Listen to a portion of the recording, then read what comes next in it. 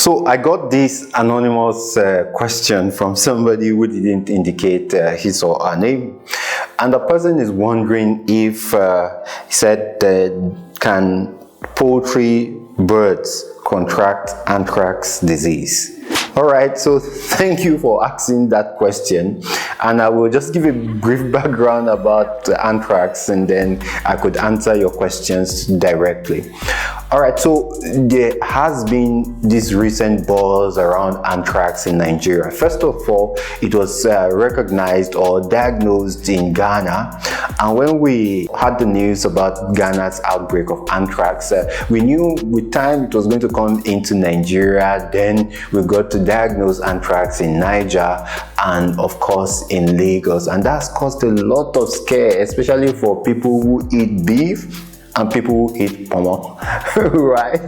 Because the anthrax disease can also be transmitted, it's zoonotic, can be transmitted from animals to humans.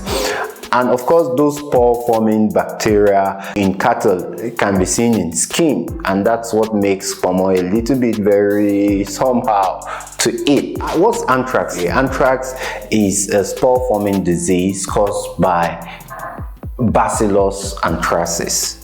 Big English, right? There's really no way to call it again. I have to call it the scientific name. But of course, it's a spore-forming bacteria that are primarily domiciled in cattle, in sheep, in goat, and sometimes in pigs.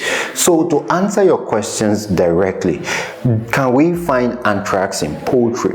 Well, there has not been any well-documented discovery of anthrax in poultry, but we tell farmers to be careful, because in as much as we've not found a specific strain that can affect poultry, we only find it more predominantly in cattle, in horses, in pigs, in sheep and goats.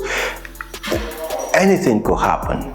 Strains could evolve. Strain could also become something that could infect other livestock. But for now, we don't need to worry about anthrax in poultry, so keep safe. There are other diseases we can, of course, ensure that we prevent in our poultry farms, but we shouldn't worry so much about anthrax.